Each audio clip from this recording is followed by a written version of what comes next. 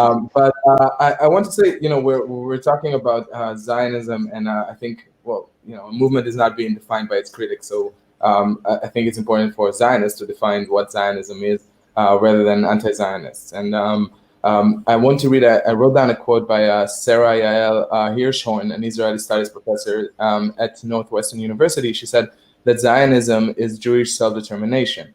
It's co-signing that Israel should exist, that Jews have the right for self-determination, no more no less than any other nationality.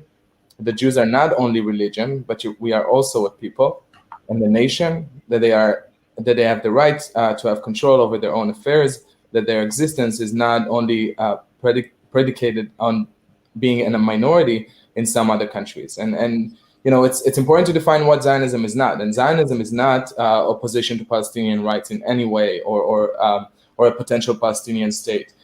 Zionism is not support of every policy of Israel, or support of the current leadership of Israel, which I'm very critical of, as many people know from my writings and from my online activism and the things that I say. I'm very critical of the current Israeli government, and I'm pretty much opposing the current leadership. And Zionism is also not the belief that Jews should have more rights than any other minorities. Zionism is the belief that Jews deserve a safe haven, that the Jewish community, the Jewish people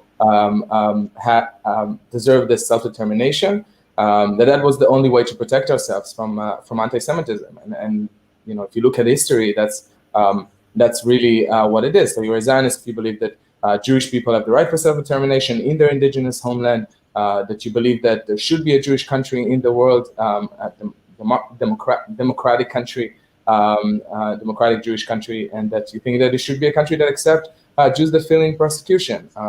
Like my family had to, I always say that anti-Zionism is a privilege ideology, and it's, clearly, evidently, it is an ideology that only privileged people can have.